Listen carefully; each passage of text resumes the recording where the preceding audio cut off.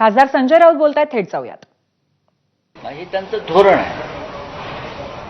फोडा झोडा आणि राज्य करा. हिंदूंची एकजूट तोडा, मराठी माणसाची एकजूट तोडा आणि राज्य करा, हे त्यांचं धोरण आहे. आणि मग त्यासाठी या धोरणामध्ये त्यांना सलीम कुत्ताही चालतो, इक्बाल मिर्चीही चालतो, उद्या दाऊद इब्राहिम चालेल. हे त्या पक्षाचं धोरण आहे. आमचं तसं धोरण नाही. आम्ही एका वैचारिक भूमिकेतून काम करणारे लोक आहोत. जसं काल माननीय शरद पवार साहेबांनी सांगितलं की जे भारतीय जनता पक्षाबरोबर गेलेले आहेत त्यांच्याबरोबर आम्ही हात मिळवणी करणार नाही. पक्क धोरण आहे. हा बोला. शरद पवार काल बोलताना म्हणाले की संधी साधू लोकांना सोबत घ्या. नाही, संधी साधू शाहू फुले विचार आंबेडकरांच्या विचारांचे जे लोक आहेत त्यांना सोबत घ्या, मात्र संधी साधू लोकांना सोबत ते घ्या. योग्य तेच बोललेले आहेत. आणि मी वारंवार तेच सांगत होतो की माननीय शरद पवार साहेब अशा प्रकारच्या कोणत्याही प्रवृत्तींना जवळ करणार नाही.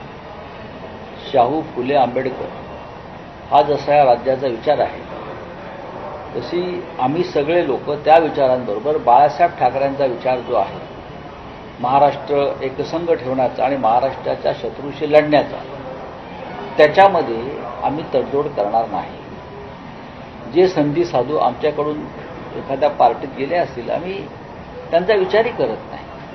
पण हे सगळे लोक भारतीय जनता पक्ष असेल किंवा जो एसएनसी गट आहे ते असतील, त्यांना असे लोक लागतात. भ्रष्ट, व्यभिचारी, गुंड, दाऊदचे हस्तक, हे असे लोक लागतात. खरं म्हणजे आता भारतीय जनता पक्षानं सलीम कुत्ता ह्याला संत म्हणून पदवी दिली पाहिजे. संत महात्मा अशा प्रकारची जर पदवी जर राज्य सरकारला देता येत असेल तर ती त्यांनी देणं गरजेचं आहे. कारण ज्या व्यक्तीला त्यांनी घेतलं आहे ती शिवसेनेमध्ये असताना त्यांनी सलीम कुत्ताबरोबर संबंध जोडून आमच्या पक्षाला बदनाम करण्याचा प्रयत्न केला. आमच्या पक्षाला, शिवसेने, की आम्ही देशद्रोही लोकांबरोबर काम करतो वगैरे. मग आता तुम्ही तर देशद्रोही पक्षाच्या लोकांच्या खिशामध्ये जाऊन बसलेला आहात. ठीक आहे, बोला. सर, प्रश्न तोच आहे. बडगुजरांचा काल पक्षप्रवेश जो झाला, नाशिकच्या त्या सगळ्या प्रकरणात किंवा सलीम कुत्त्याच्या त्या सगळ्या प्रकरणात तुम्ही